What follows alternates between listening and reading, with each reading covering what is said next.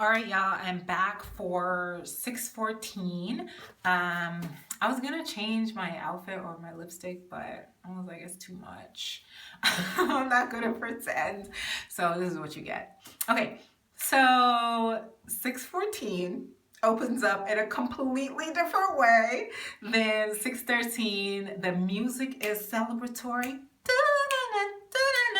Shout out to the person out there who wants me to stop singing. The answer is no, sis.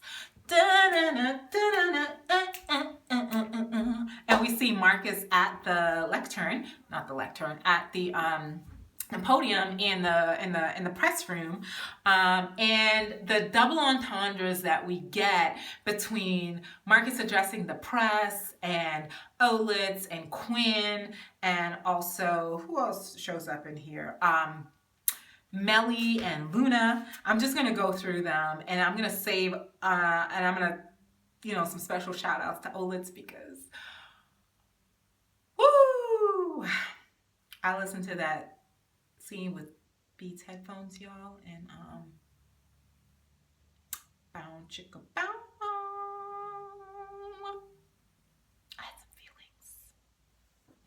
Marcus says the president will remain passionate and eager with a long list of interests he still hopes to tackle. He is tackling it, all right. Tackling it from the lotus position, tackling it from behind, like Biggie, getting deeper and deeper. Help her reach the... Let me stop. Anyway, woo! They go in.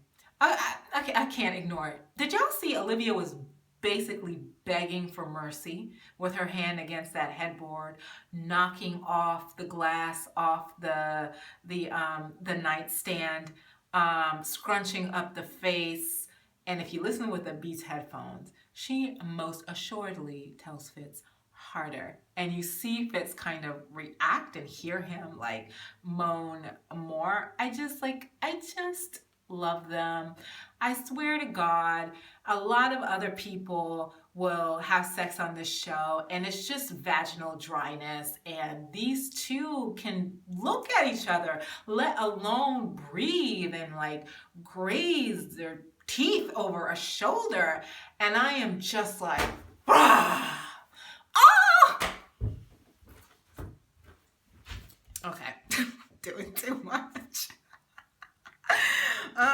Anyway, then, before I do that, we see the watch, Fitz's watch on the nightstand. I wrote a little thing about this, about Olitz and time and having sex, because someone asked me a question a while ago about how come we usually see them, like, why do they wear their watches and like their jewelry and stuff when they make love? And I commented that their relationship for so long was about stolen moments and not ever having enough time, but also people essentially waiting to have the time.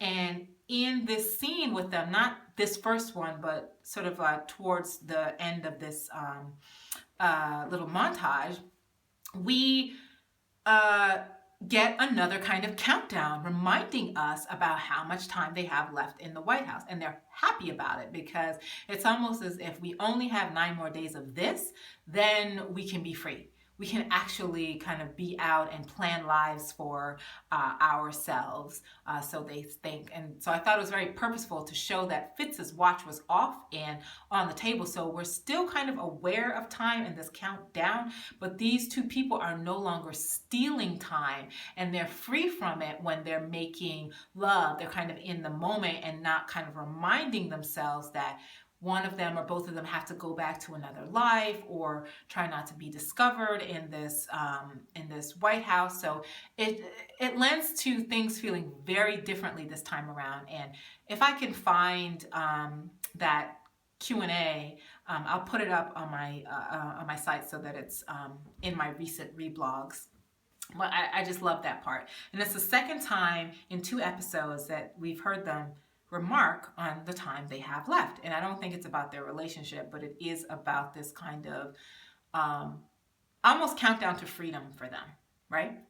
6:13, Fitz remarked that he didn't think it was how they were going to be spending their last 2 weeks together. And I got that sense of not 2 weeks in the relationship, but 2 weeks together in his presidency, right? And his legacy making and all that thing, because Olivia has always been his closest advisor, so long as she's been in his life in some way. And that scene in particular, I know I'm stealing from 613, bringing it in here, but the moment that Fitz reaches out his hand when they're kind of trying to figure out how they're going to deal with stopping the chaos and the deaths of innocent Americans, he reaches out his hand and Olivia meets him halfway and joins him. It really gave me this feeling of 208 and the Constitution scene where Fitz says we're in this together, because it does feel like a in this together moment, because they have been in this thing together at every step of the way, informing each other, not hiding details from one another necessarily, and really being a team and working together. So it just felt like it was that scene in a totally different context, but still free of a lot of guilt and pain, and still a commitment to democracy and their teamwork and their love in the way that it was supposed to be for the Constitution scene, just less complicated this time. Anyway, back to what Marcus was saying. He says that the transition of power will be both simple and easy, not just for the president-elect, but for the country as well. And the fact that he says this, we see Luna and Melly look like they're about to take their president and vice presidential pictures, right? We see both of them. We could have just seen Melly, but we see the both of them. Soon as Marcus said this, I was like, this is Nope 101. The fact that you're saying it's going to be easy for the president-elect and the country means it's not going to be, because, hello, Luna has no fucking idea what has gone on regarding these people and the assassination of her husband. You think she's going to want to work with the chief of staff who is the daughter of the man who shot her husband? I don't give a fuck that Rowan was manipulated into this. I want Luna to become president and clean house of every one of these motherfuckers. Because if we're going to bring the light back to the White House, right? Let the moon shine after all of this darkness. The two people who were ready to practically do anything to get into that White House, the two people involved in defiance and think they deserve to be there no matter what, I don't want them in there. Not with Luna. If we're going to get fresh blood, I don't know that she's going to change them or that they're going to bring their bullshit and mess up and soil her white and blush clothing. So I don't know, but the fact that we see both Luna and Melly, and Marcus is talking about the president-elect, he's only talking about one of them. That kind of leaves it open like, At least I feel like it's positioning them for that possibility, for us to then go back and kind of add up the pieces. I don't know if they'll go in that direction. They may not. Maybe Shauna just loves Melly that much and is like, fuck you, Katrina, Melly all the way. I don't know. So we'll see. Let's see. Then there is Marcus saying Americans should be feeling excited by what lays ahead, invigorated by the promises of tomorrow. Real life Americans are not really feeling that way, except for those red hat wearing "Make America Great Again" son of a bitches.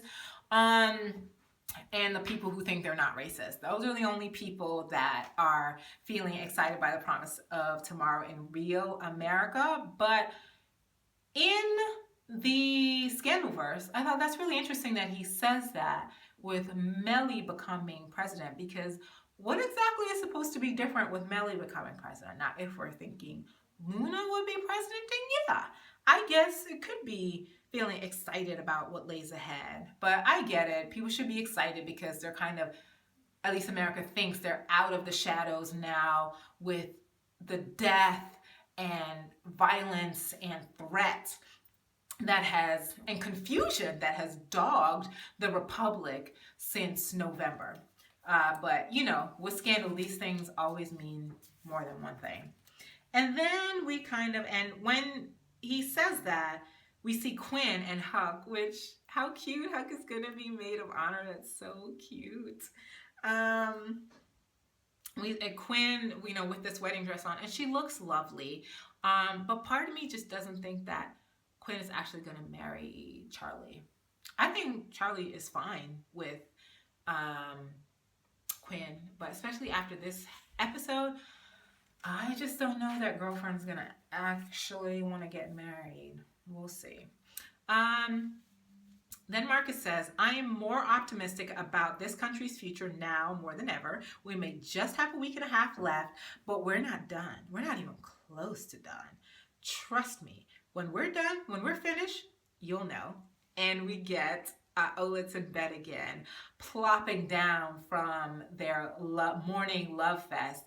They celebrated the death and capture of Payas and Ponytail like champs all night long, all night. They were a Lionel Richie song up in that bed, just really going at it. And you know what? Praise be to Jehovah. Doing it for Jesus. Let's see. Okay, so I want to talk about Maya real quick. She comes up 3 times in this episode, including when the actual reveal. But you know that she's coming up. And to be honest, I did not, when I first watched the episode, because I was watching in my bedroom and the TV is kind of farther away, I didn't even look at the credits, so I didn't see Candy Alexander's name. So it was really a surprise to me when this happens. And when I rewatched the episode, I'm like, yo, Scandal loves 3s. And she comes up 3 times in this episode alone, so that we kind of know to anticipate her coming, right? Like she's Jesus. So first, when Eli and David scene, and David talks about, oh, you wouldn't understand somebody who pretends to love you only to torpedo democracy. And I'm like, Rowan knows that life very well because he was the Mark of Marks, right? And his whole relationship with Maya, I think, really fucked him up. And I think a lot of his whole B613 philosophy came out of that hurt and betrayal from Maya. Added to the fact that she's the only person that's ever been able to get one over on him. And I wonder if that's part of why he tells Olivia that she will always lose. Does he see her mother in her and Olivia reminds him of what Maya did to him and that he will never allow that? I don't know. Random thought. Then it comes up in the dinner with Olivia and her dad, where they mention Maya. Olivia mentions her mom, and Rowan says that, oh, well, that was a mistake, right? Olivia says, I don't blame you for what you've done to these women, which is pure bullshit. Again, she makes her father a victim. Let me tell you something, and I said this before about Black women, and it comes to Black men. We will fucking cape for you even when the harm is being done to us. Who are the ones out there protesting in the street? Who are the ones that established the movement for Black lives? Who are the ones constantly who will come and defend your ass, especially when white women try it or any white person tries it? But y'all just don't give that same kind of love and care back. And I see that with Olivia. She will literally do like anything for her father. And I don't feel like her father would do anything for her. Anyway. And then obviously, finally in the end, when she's revealed as the mastermind, right? The Olitz getting ready scene, I thought that was so cute. I love seeing things like that. It kind of reminded me of 220, One, when Fitz is getting ready at Liv's apartment, but Cyrus came and interrupted their morning loving, and that doesn't happen this time, obviously, and he has to go. But Fitz is putting on his own ties now, getting himself ready, and I thought it was interesting that Olivia was playing with her watch. I think I'm just really conscious of time, especially as we're winding down. And he leaves, and she sees a good opportunity for OPA and the test for Quinn when the pardon files are kind of left there. And Olivia brings up the whole trust and forgiveness thing about Abby, and she says, let her back in or let her go. And I feel like it's a decision that Abby needs to make. Like, Fitz can't really make that for her.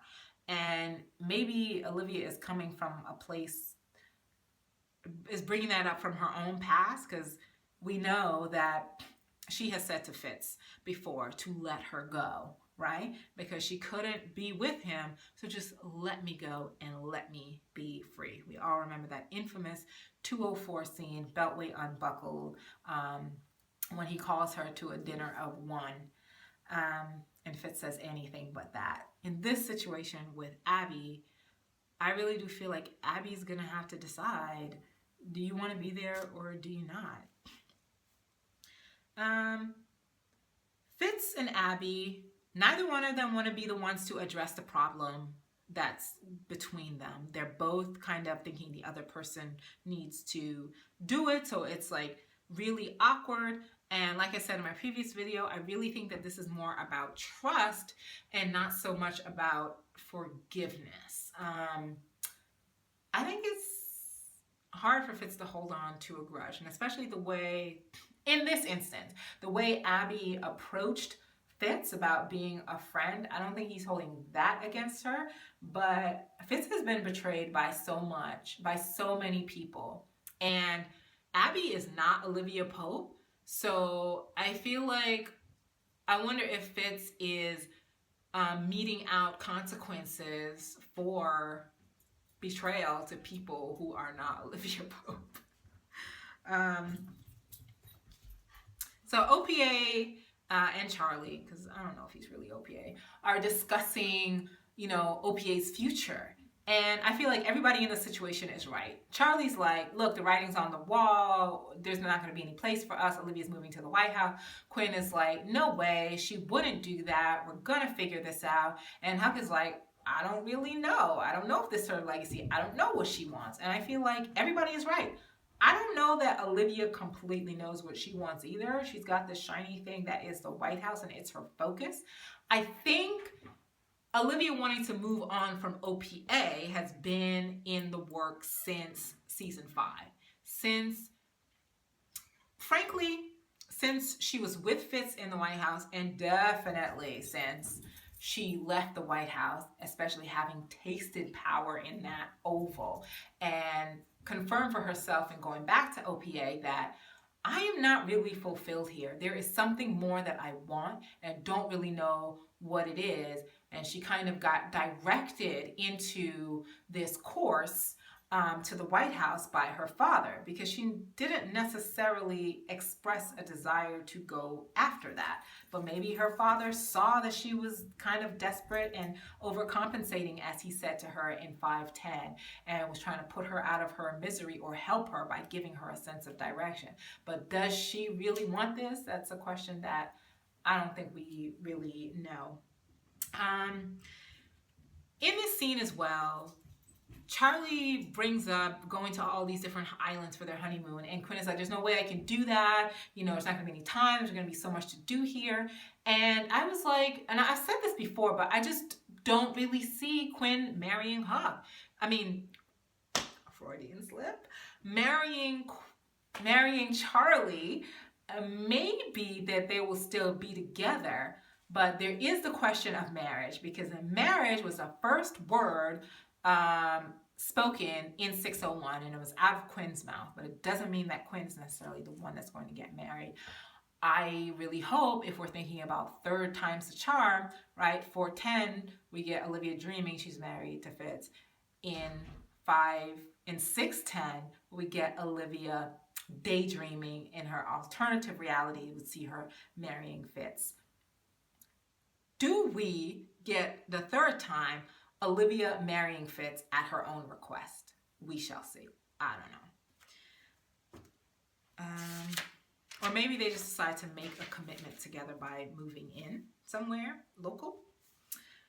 Abby and David, I just condense all of their scenes. I love that these two characters actually go through some real introspection. The kind of stuff that I really want to see from the two so-called nasty women, Olivia and Melly, because they are the two people who are most allergic and have been most allergic this season to some actual introspection about what is it that they really want. And they are both have been put together because they have some of the same problems. Pursuing this really narrow sense of, frankly, white masculine power ideals and what they think is possible as women, and where as women their power come from. And it's just a really unsatisfactory thing for me. And I know that Olivia, as the central character, she's going to kind of arrive at this place last. I really wouldn't be surprised if Melly, of all people, gets there before her, and it becomes a catalyst for Olivia to kind of have to do some evaluation, or at least react to this realization that Melly comes to about her and the White House and these ill-gotten gains. Abby and David, they spend just about a whole day together. And I don't care about Ponytail's head, because the idea is really just to get them together. And David admits that he can't believe he used to think that he wore the white hat and was all about justice. And he's basically like debased himself and allowed himself to be used. And Abby said that she never thought of herself as a good person, but she never thought of herself as evil either. And which I think is really interesting, because I think that that's a lot of people. You may know and say sometimes, man, I ain't shit. I know I say that about myself. Sometimes with the way I joke or my blatant biases, but I don't think of myself as evil. But at the same time, watching this show, I know that I can't be comfortable in saying that I would never do something, because I just have not been in a situation where I would be driven to do that thing. So Abby's contending with herself, and she gives David some comfort in saying, you're not an idiot. What you were is a person who was, let me see if I could find it in a later scene.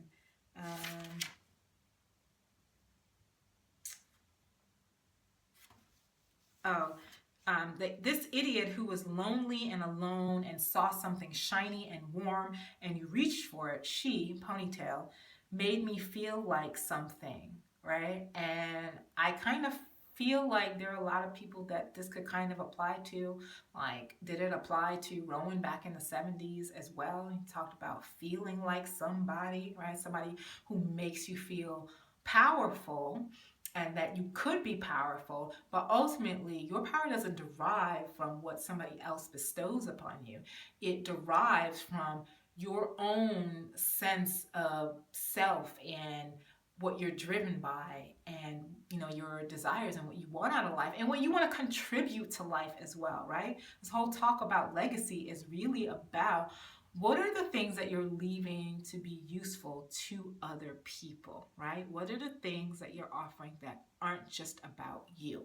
So a lot of people in this episode are contending with the idea of legacy. We see Fitz and Marcus, and I'll get to that because I love it, contending with that Olivia is doing it with Quinn as she's trying to move on to something new. So Quinn is kind of coming into her own. Melly's kind of thinking about it. Let's see, who else I want to say? Rowan, Olivia, like, asks Rowan to kind of, think about it. At least she did in 613. So a lot of that is going on. I think it's very fitting knowing that the seventh season and the last season is going to be coming up in the fall.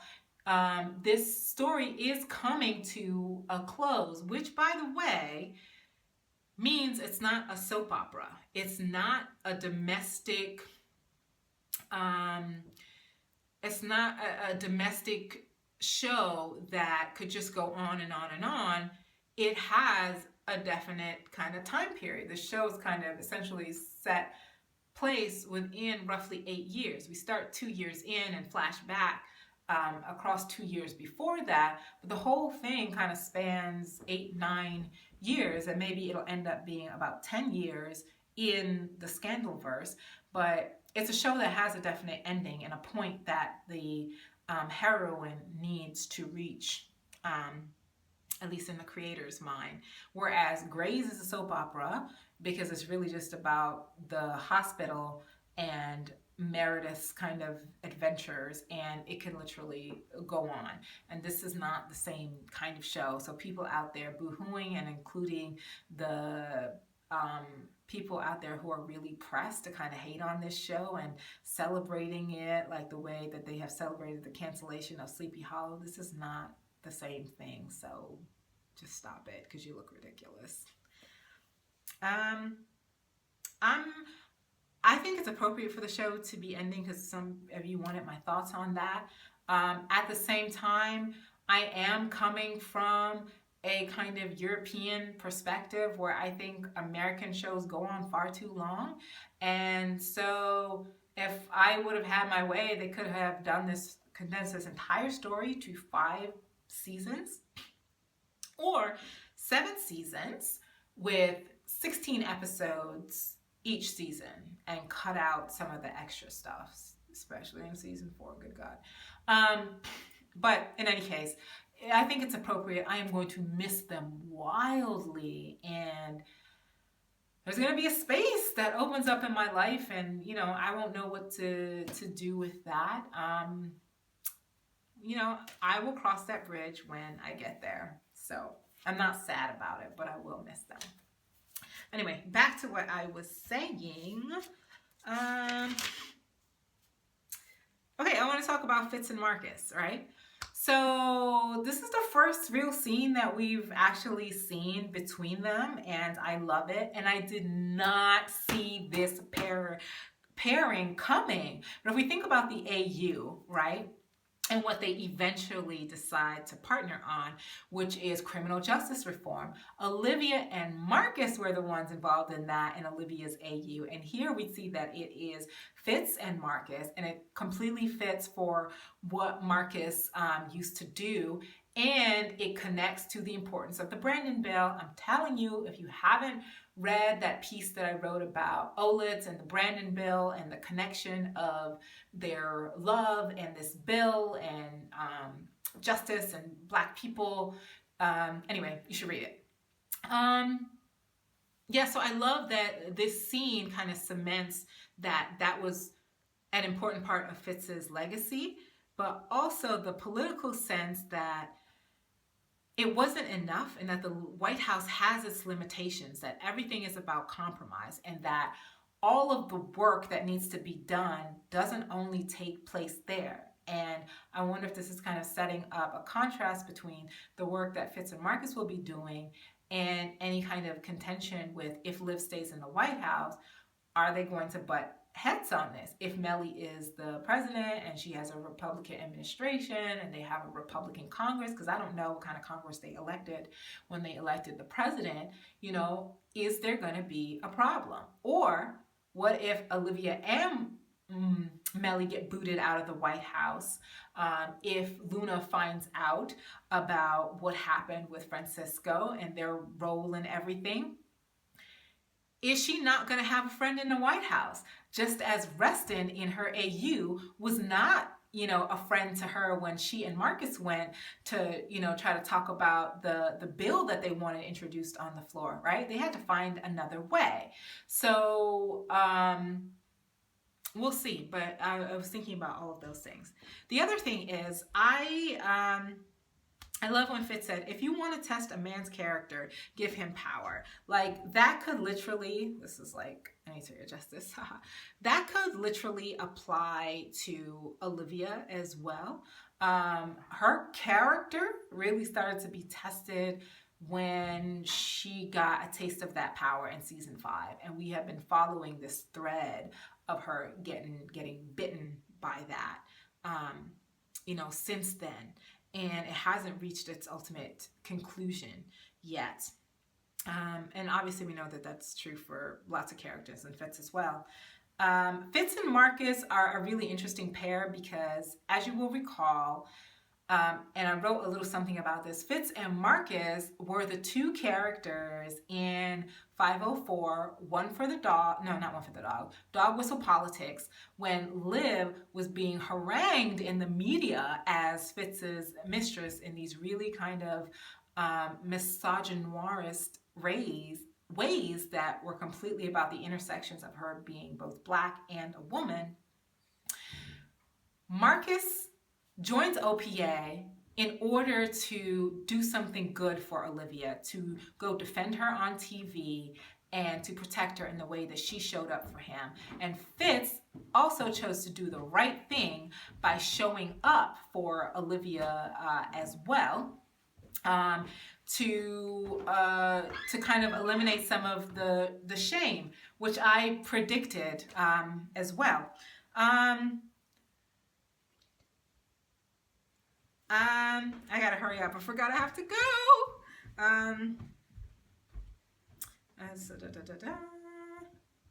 Right, so the scene of these really principled men makes a lot of sense. And I love that Marcus is trying to educate Fitz, like, listen, dog, I'm Black and I'm from the activist world, so I'm telling you that in these places, what you've done is not enough. So your little Brandon bill was great and everything, but if you're really serious, there needs to be more.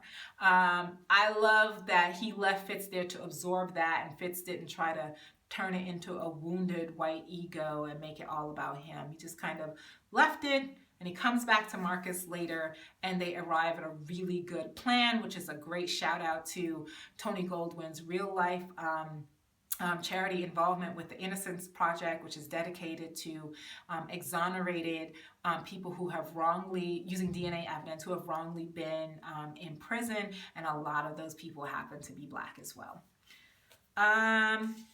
Just as the guy in this episode. Also, listen to Black people, okay? When they tell you about these things, listen. And I feel like a hypocrite, like with what I've been saying about Rowan, because I just feel like, I don't know, he upsets me. Okay. I need to skip because I gotta go.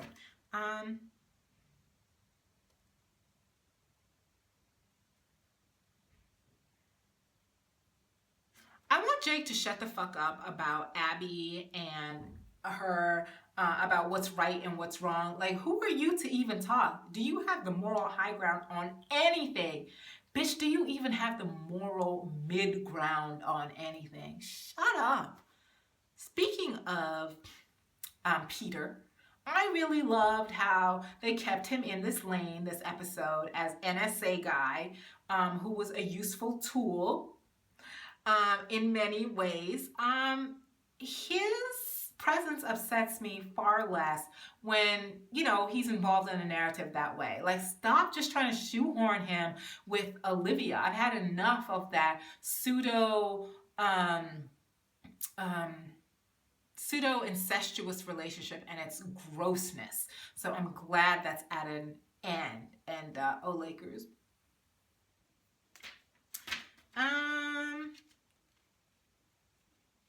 Okay, the daddy-daughter dinner. I want to get to this.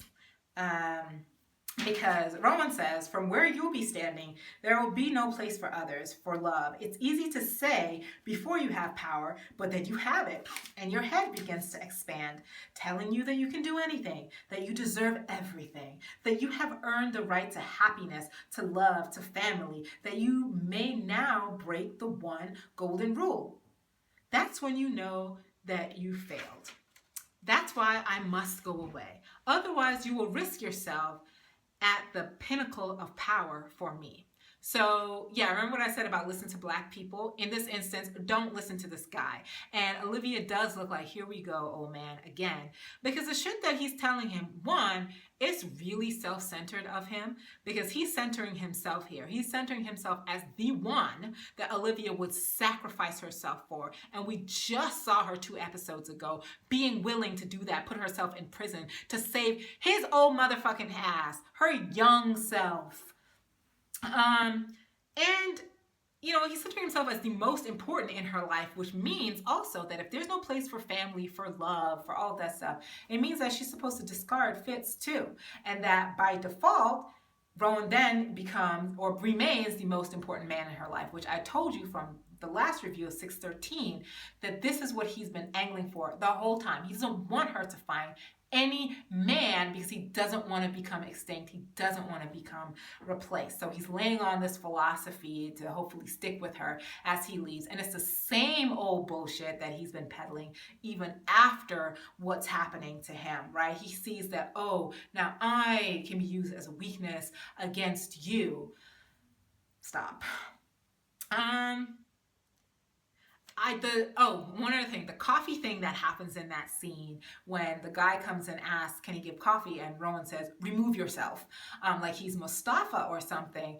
Olivia, when she tells him, I'll take some, is really intended to kind of show this transition where she's telling Rowan, I am my own person. I'm not an extension of you. I have my own voice and I'm going to make my own decision. Which Olivia says things that sometimes she has a hard time following up on because as we know from 101, Olivia doesn't drink coffee. So taking the coffee was more about showing Rowan something, not her wanting coffee. To show the distinction between the two of them. I was so glad she told him, I am not you. You think of me an extension of you. Welcome to the fucking club, girl. Where you been all this time? But the key thing is, how long are you going to act and move and remain in the world as an extension of him? Because I still hear his words coming out of your mouth all of the time. This reminded me actually of what Quinn says to her. We get a lot of these, I am not you, you are not me, I am not this person in this episode. Olivia tells Quinn, you are not me, you are you, which is true. And so I just want to know, Olivia, do you know who you are? And then Marcus tells Mellie when he rejects her communications job, which also I predicted that he was going to leave her in the dust when he realized what she's really about. He tells her, I'm not Olivia Pope, which I thought was so much shade, right? I kind of felt like, I'm not Olivia Pope. I'm not here to serve you in the White House, or I'm not Olivia Pope. This place is not the most important be-all, end-all to me. I know who I am. I know the work that's important to me, and I have remained dedicated to that, and I'm going to further that work and leave this place. I love that he didn't get corrupted by the White House after taking the job there. He thought, in 602 that it was the pinnacle, right? And he became disillusioned. A number of people have. We hear this from David. We hear this from Abby. We hear this from Marcus about that place. And as I said, Olivia and Mellie still need to recognize. Let's see.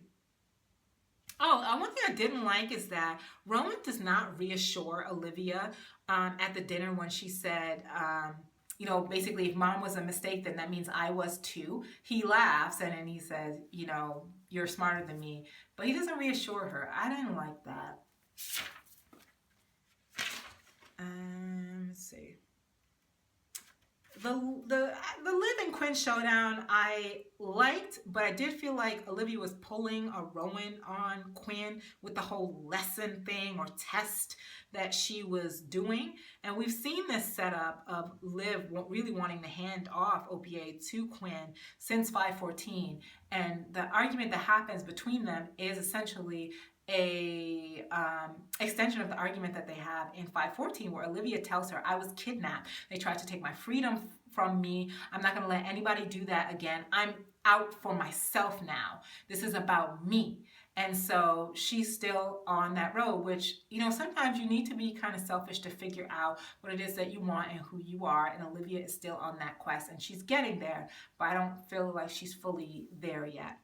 Although I don't see what OPA's relevance would be without Olivia and how exactly she thinks she's going to pull some Donald Ivanka Trump shit by being divested from OPA, yet we all know she can tell them to do whatever. She still owns the company and can finance it or get clients. So how are you going to remain independent from the White House? That's dicey. So something has got to shift there. And let me get to this is my theory on Olivia. When Quinn comes to the Oval with Fitz and she's talking about my Olivia is this, my Olivia is that, but my Olivia is not here right now, but I am.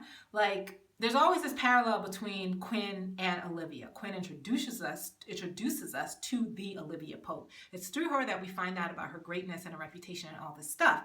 But also, I wonder if this whole my Olivia thing will come back later on, probably in an argument with Fitz about, what's going to happen as they're both, trying to figure out their directions post Fitz's administration. Fitz knows what he's going to do. Olivia thinks she knows what she's going to do, unless there's a spanner in the works, which is undoubtedly going to impact that relationship, just as it does in the AU. Olivia is essentially a combination of AU Fitz and AU Olivia, right? If she loses the White House, she will have to contend, as Fitz did, why did that happen? Did I really want you? What is it that I do want? I have to work on myself. And AU Fitz didn't really get there. We don't know what he chose in the end, just like we don't know where Olivia will go necessarily. Will she kind of end up working with her man on do-goodery, just as Mahogany does in the movie? And I mentioned this like 2 reviews ago. Or will she do something else connected to it? But Olivia is also AU Olivia in that she wants Melly in that White House because she wants the influence and she wants the tie to power. Just as she thought AU Olivia thought Melly being in the White House would have been a good idea. So she is both of those AU characters, which I think I've said, maybe I said it in like a WhatsApp chat or something. Marcus was cold as ice with Melly, and I don't know what to tell you, girl. As soon as I saw that text where it said, your debt is not paid and do not disappoint me, I thought that is Pope family language. So either it's Rowan or it's Maya, but it's one of them two. Who's the big baddie?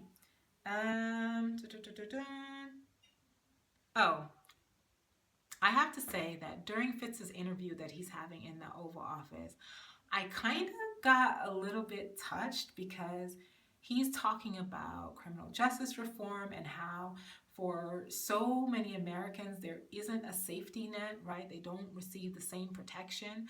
And this episode, I don't know if it was like the same day or if it happened like the day after, but around the same time, that Jefferson fucking Beauregard Sessions AG reverses an Obama era rule directing attorney generals across the nation to try to find the most severe crime to stick to a criminal, and that mandatory sentences can go back into effect. Now, AGs can choose not to do this, but if just one of them, and you know all the Republican fucking control states will choose to reinstate this, that means the private prison stock and just prisons in general are going to go up. So this may be fiction, but it's so timely and so necessary what they're going to do, and I was touched by that.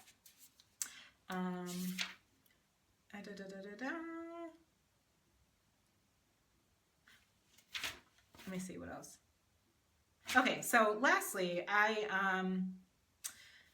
Liv shows up in a white coat to her office only to hand it over to Quinn, and I was very happy to see her show up in that, which meant that she was kind of saving the day, putting Quinn out of her misery, teaching her the lesson, and also feeling like she's doing a good thing by handing this over to somebody who is capable and committed to the things that old Olivia, or my Olivia, Quinn's Olivia, Fitz's Olivia, was committed to.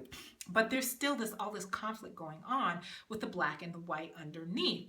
So remember on the poster for season 6, Olivia is wearing white. It looks like she's wearing a white coat and her hair is straight. And it says the power balance is about to shift or something like that. And it's still not there yet, but we see it shifting. And we only have 2 episodes, but Shonda and Co can accomplish so much in that ending. And lastly, I thought it was interesting how Olivia gets out of that car all badass to get Rowan to come with her to fix the situation with Maya. She basically pulls an okie doke on Rowan by telling him that she needs his help with her mom, right? Making him feel indispensable and bringing up the whole protection thing and family and that you need to save me from her. How could he resist, right? It's funny, but it's also funny to me how she'll want to punish her mom for what she's done, but Rowan is supposed to get forgiven for everything, right? He actually kills the president, but it's not his fault because he was made to do it.